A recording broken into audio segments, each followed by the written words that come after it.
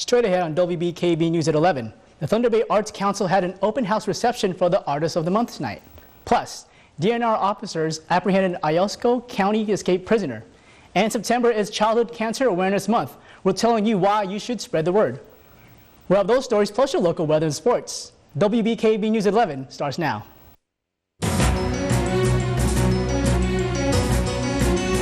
From Rogers City to Tawas City and all points in between.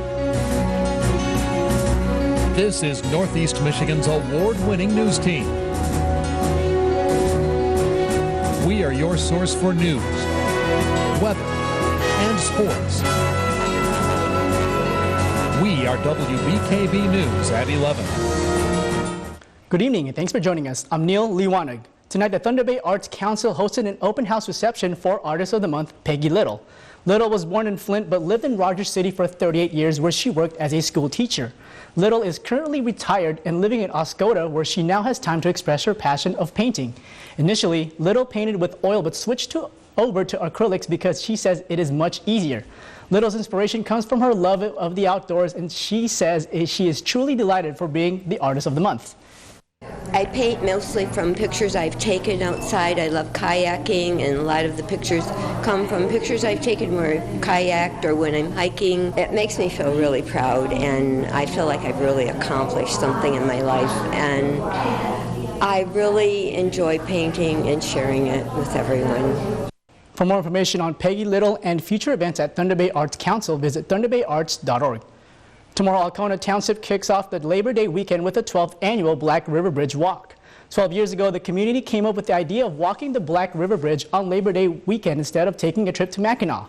Event organizer Peggy Carlin then decided to decorate every year and invite local people in the area such as the Grand Marshals. The walk is followed by a friendly and unconventional softball game with all donations going to a great cause.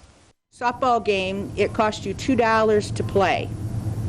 And if you're up to bat and you hit and you knock over someone's beverage, it costs you $1. If you hit a home run over the fence down there in Black River, it costs you $2 and you're out. And all that money we give back to Alcona Township for the Black River Harbor. All of tomorrow's festivities start at noon and the softball game follows at 1 p.m. at the Township Park. Alpena County Regional Airport held a committee meeting this morning to discuss current projects and the inspection that was conducted by the FAA. The airport passed a safety inspection that is done every year by the FAA this week. It's important for a Part 139 airport to pass these inspections successfully, as it is a way for the FAA to say that the airport operates safely in order to bring in passenger airlines. There was also a request from Delta Global Services after a crack was developed in one of their tanks that contains de-icing fluids. The tank has since released 800 gallons of non-toxic fluids. They asked if they could use our hazardous materials site license one time. There will be no cost to the county and any liability will be on Delta Global Services. So we're just doing this as a favor because we don't want to be without de-icing fluid. So if it starts getting icy in October, we don't want the aircraft saying we can't come because there's no de-icing capability. Another item on the agenda was the approval for money to conduct construction projects. The gate improvement project will replace the closing systems and switching to a pin system. WBKB 11 meteorologist Adam Claybon is here with the first look at the weather. Adam?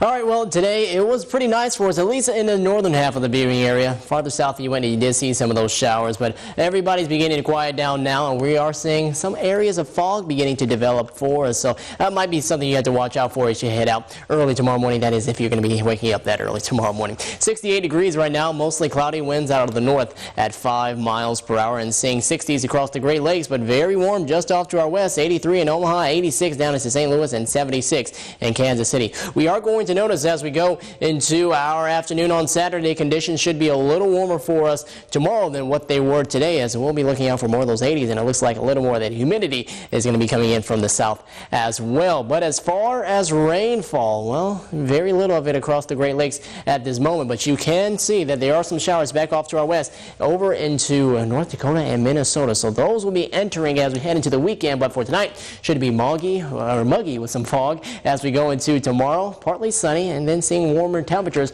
on the way for us. But how about that Labor Day forecast? Are we expecting it to be dry? We'll have that answer and a complete look at your 7-day forecast here in a few minutes. All right, thanks, Adam. Michigan DNR conservation officers played a key role in apprehending an escaped prisoner last weekend. The prisoner reportedly escaped while he was being transported back to the Iosco County Jail after receiving medical treatment. 10 conservation officers from the DNR Law Enforcement Division responded to a call of a prisoner who escaped custody of county law enforcement in Reno Township near Whitmore. The DNR conservation officers assisted in setting up a perimeter around the prisoner's last known location. After 2 hours, the officers apprehended the prisoner in a large forested area. A farmer called Central Dispatch a short bit later saying he recognized a suspicious man run behind his barn area and into a cornfield. We were pretty confident that he fit the description of the convict. So we got a perimeter established around that area, and with the help of a canine unit from the County Sheriff's Department, we started tracking in the area. We were able to grab unknown, get him in custody, and escort him up to the road. Officers from Iosco, Ogama, Alcona, Oscoda, Gladwin, MSP, and United States Forest Service all assisted in apprehending the prisoner. It was a special morning on the steps of the City Hall building where Alpena City employees joined law enforcement officers in honor of our boys in blue. Many wore blue today to show support for all law enforcement, especially after a time of tragedy in Wichita, Texas, after a local officer was shot and killed earlier this week. So the support is really in response to the recent string of slain officers throughout our country to let our local officers know the community is behind them 100%. Policemen, firefighters, and EMT workers truly appreciated this morning's sign of support.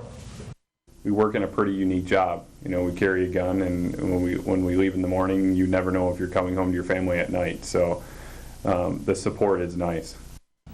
Today's Blue Friday idea was brought up after seeing it spread over the internet, where it's becoming a national trend to honor those who protect us. September is Childhood Cancer Awareness Month, where the hope is to bring understanding to kids' health and to possibly catch cancer in a child before it worsens.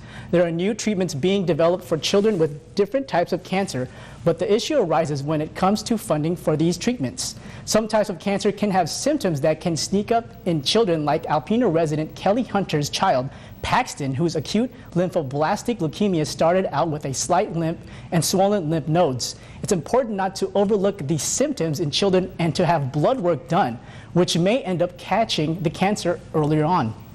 There are so many different kinds of childhood cancer. You know, they can have tumors in the brain or different types of leukemia, and the treatment is very hard on their bodies, especially when they're so young. Even with the cure rate being where it's at, there are so many long-term side effects that detrimentally affect these children. It's devastating disease.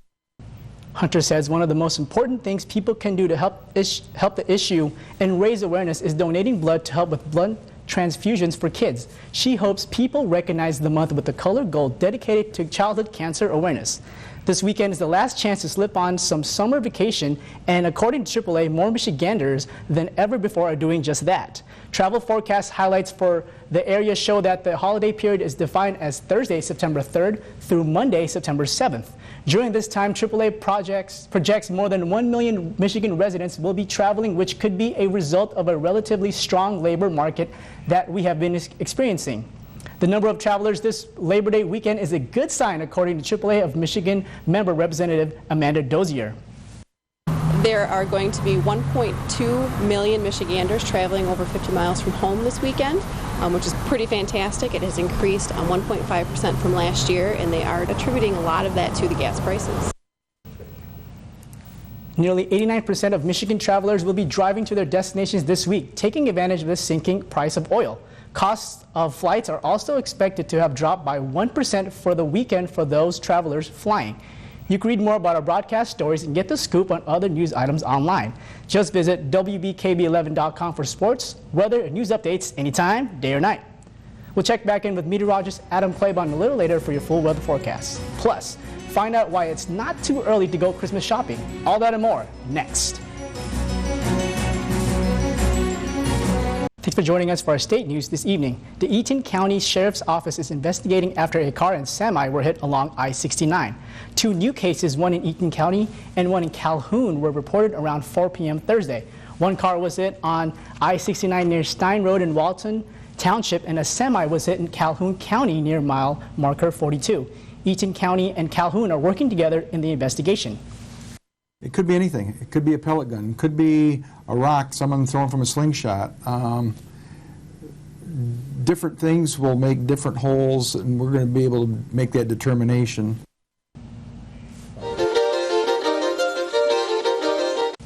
In your Money Watch this evening, Kraft is expanding its cheese recall, saying the packaging problem affects 10 times as many cases of Kraft singles. Kraft is recalling 335,000 more cases because the packaging could stick to the slice and could be a choking hazard. And it may be Labor Day weekend, but it's not too early to think about holiday shopping. Disney is launching hundreds of toys and other items related to its upcoming Star Wars film, The Force Awakens. They include lightsabers, Legos, and even a flyable drone version of the Millennium Falcon. And Samsung's newest machine has a hidden door that can be unlocked mid-cycle. That way you can throw in that sock or other clothing that fell out of the basket on the way to doing your laundry. There's still more to come on WBKB News. John Schuyler will be in with the latest in sports, but first, Adam Claiborne is next with your full weather forecast. Stay tuned.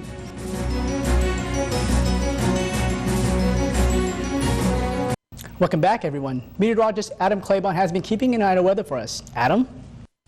All right, let's go ahead and take a look at that forecast. If you're going to be heading out to the beach, the conditions look to be nice on Saturday with temperatures in the middle 70s at 76 degrees. We should remain dry, seeing some sun throughout the afternoon, also seeing a decent amount of clouds, though.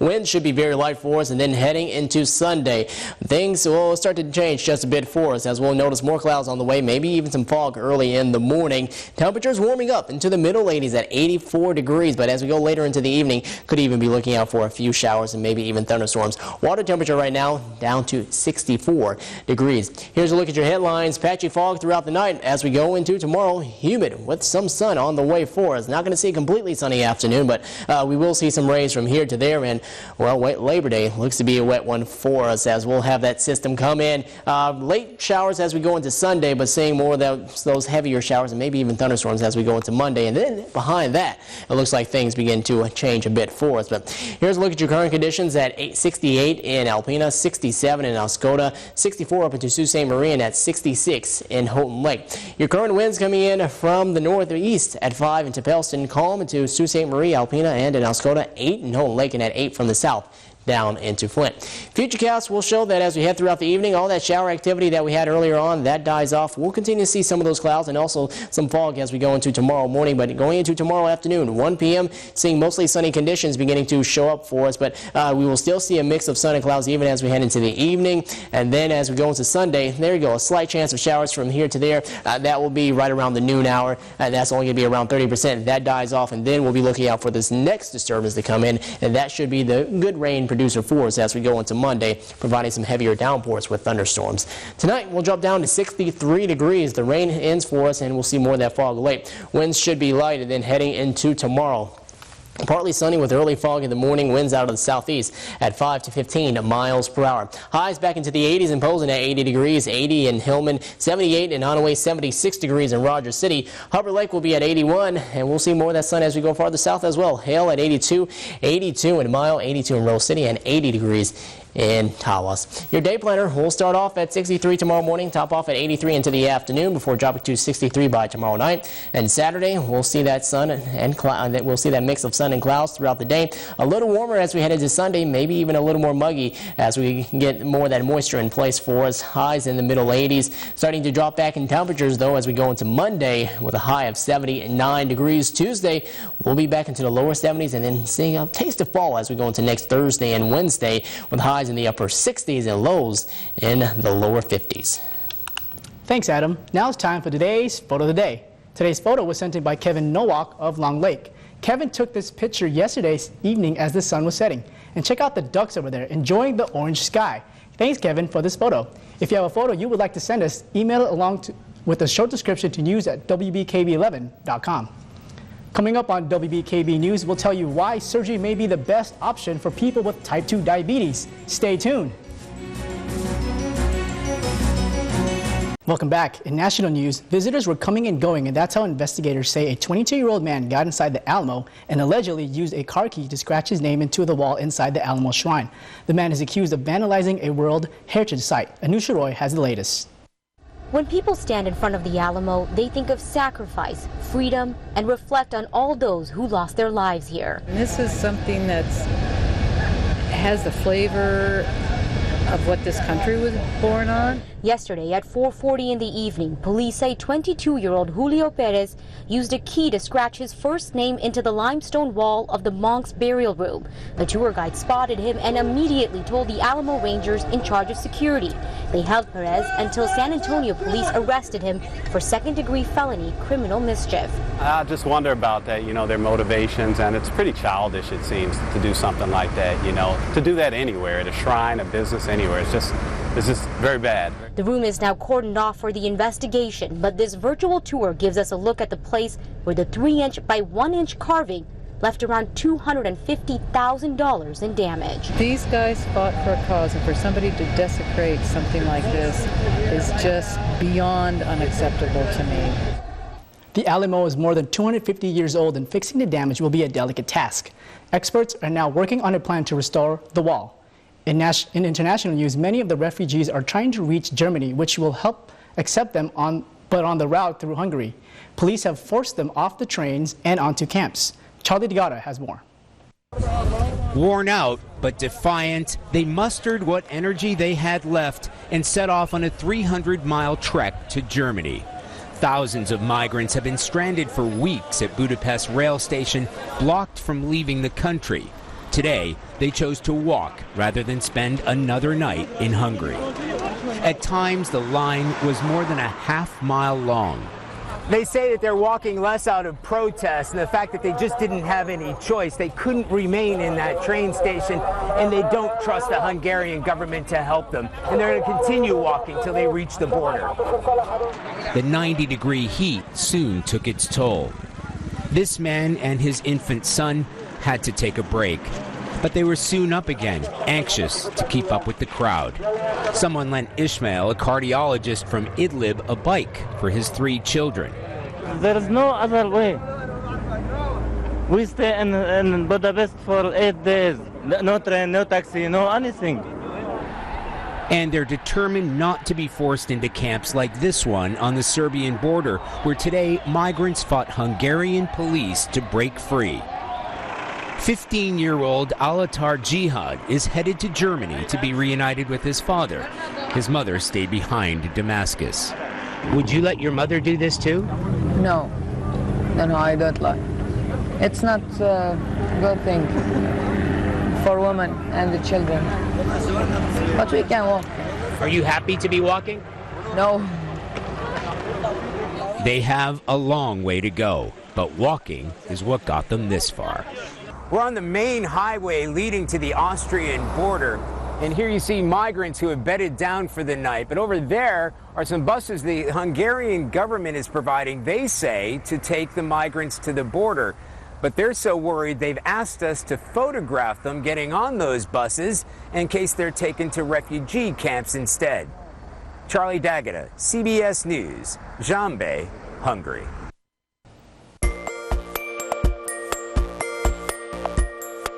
In your Health Watch this evening, a new study shows girls with autism behave differently than boys with the disorder. Researchers at Stanford University School of Medicine found autistic girls were less likely to have repetitive behaviors such as hand flapping and restrictive behaviors such as being inflexible with routines. Researchers in England and Italy say surgery may be the best long-term option to control type 2 diabetes in obese people. They found patients who had bariatric surgery were more likely to have their diabetes under control 5 years later than patients who received standard treatment. And new research shows an inexpensive drug, TXA, prevents excessive blood loss during surgery.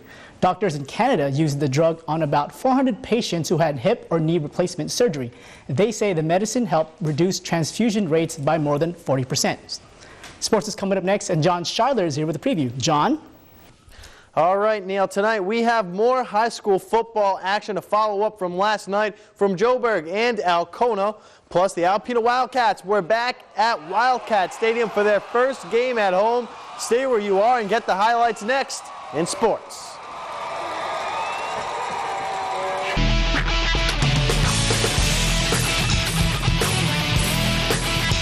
High school football action has taken over WBKB on Thursday and Friday nights the last 2 weeks, and tonight we have highlights of 3 local teams playing under the Friday night lights. We go to Wildcat Stadium.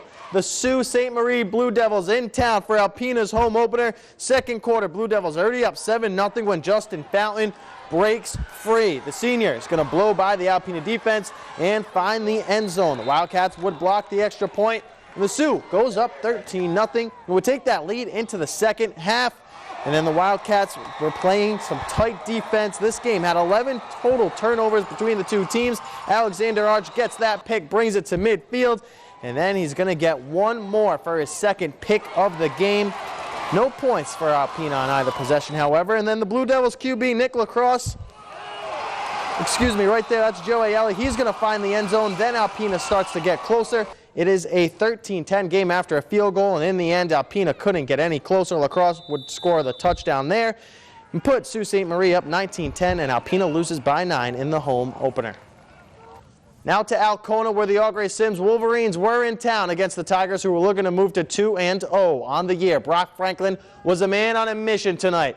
For Alcona, he was using everything he had in his repertoire. He turns on the jets and flies past Augrey for the first touchdown. A few drives later, Franklin gets the rock. He's going to lower the boom for his second score of the game, and he wasn't done. He'll get a third touchdown. Number 44 using a little shimmy move to get and he gets a nice block downfield for his third TD. Franklin finished with 164 yards and 4 scores. Augrey did a little scoring on their own. Check out the big play. Caden Zine in the pocket, finds his man, Case Steelman, 4-6, but it wasn't enough. The Tigers had every running back that played in this game score a touchdown. They get the win at home, 66-14, and move to 2-0 on the season.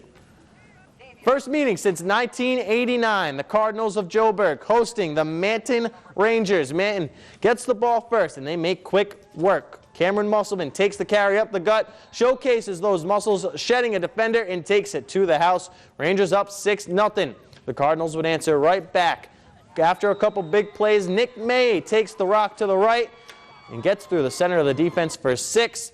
And then with the extra point, Joburg, they're going to take that 7-6 lead. And after the defense gets a turnover, Brendan Huff calls his own number, takes it right side. The Cardinals take a 14-6 lead and go into the locker room up 21-6. Second half, the Rangers came out firing on all cylinders. Quarterback Wyatt Baker rolls out to the right side. He's looking, finally finds Michael Gringotts up the seam, scampers in for 6 to make it a 9-point game. 2 drives later for Manton, it's Baker again, this time to the big tight end, Cole Shepler. At TD, pulls the Rangers within 3, but after a back-and-forth second half, it would be the Cardinals, leaving with the win 35-32. Now it's time for some college football. Number 5 ranked Michigan State in Kalamazoo against the Western Michigan Broncos. First quarter, Spartans up 2nd and 7, and then Mondre London has his boys out in front for the screen play. He'll get in there, and all of a sudden, Spartans are up 7-0, and then the Broncos, they got a 100-yard kick return for a touchdown to tie it, and then London's going to find the end zone again. And then now in the second, State's up 21-7, and Gerald Holmes will break the plane for MSU. That would put them up 27-7. Spartans QB Connor Cooks threw for 251 yards, 2 scores, and the 5th best team in the country opens up their season with a win on the road against the Broncos, 37-24. Move to baseball, and if the Tigers can't win some games, that man, Brad Ausmus, his hot seat is going to get turned up even hotter. Start this out, top 3, Jerry Sands at the dish for Cleveland, and he's taking Kyle Lobstein deep to left. It's up and out. Indians lead 2-0 after 1. And the Indians, they're going to start to break this game open. 6-0 in the 6th, and that's when Miggy is going to come through like he always does. Miguel Cabrera, the single, knocks in Anthony Ghost to make the score 6-1, but it didn't matter after that. Cleveland, they would get to the staff for a total of 8 runs, and they defeat the Tigers 8-1. So it seems like if you're a Tigers fan, the wheels are just falling off this team slowly. I mean, so there's some people calling for Brad Ausmus's name to be fired. I'm not really sure if you can control him for a team giving up 8 or more runs on a consistent basis right now. Well, luckily, NFL football is coming up with the Lions. That's true. That's the saving grace going on in Detroit between Michigan State doing well and then the Lions. They have high hopes in their season. So hopefully the city of Detroit, we can start to put the Tigers on the back burner and start focusing on some football. And don't forget Jim Harbaugh and the University of Michigan. They lost last night, Leo. Let's be real. Come on. It took me a long season for them. It's going to be a long season. A good one, though. All right, thanks, John. Coming up next on WBKB News, meteorologist Adam Claiborne will be back with one last look at the weather. Well, welcome back, everyone. Let's go ahead and take a look at that forecast for tomorrow. We'll start off at 63 degrees tomorrow morning, some patchy fog, and to the afternoon, highs in the lower 80s at 83 degrees and seeing more of that fog by tomorrow night. Rain chances will be small into Sunday, but we'll still have them around, highs in the mid to upper 80s, so getting a little warmer and feeling a little more of that humidity. Labor Day itself, it looks to be a wet one for us with highs in the upper 70s, and going back to school on Tuesday, well, that at least it looks to be dry for us, and we'll start to get more of that cooler air mass back into place as we'll drop back down into the lower 70s for highs and into the lower 50s for lows. So it's going to be great weather for tomorrow, but Sunday and Monday it's a little bit tricky with the rain on Labor Day weekend. Right. I mean, we'll take the nice day tomorrow for sure. Hopefully that rain can pass. It's only 30-40%. I know you got some things going on. You got the Riverwalk you were talking about that earlier. Music or art festival. The Harmony Music Festival is tomorrow as well too. Okay. And so you got those, and then what we were saying during the break, it's the time of year for festivals. You got those things going on this weekend. We have Labor Day, the unofficial end of summer. Weekend after, in Posen, it's the Potato Festival. That's a big thing here from what I've heard. I haven't experienced it. I know some guys in the back here have experienced it or have at least gone to it. So that's some of the stuff that's coming up. It's festival time of year with September and October, fall. It's supposed to be getting nice out. Something to, enjoy the rest of your summer until fall hits. Something to make you feel good that summer's over is basically what these festivals are. And remember, you could read more about our broadcast stories and get the scoop on more news items online. Just visit WBKB11.com for sports, weather, and news updates anytime, day or night. Or add us on Facebook at facebook.com/WBKBTV. Well, that'll do it for tonight's show. Be sure to catch us tomorrow night at 11. Good night, everybody.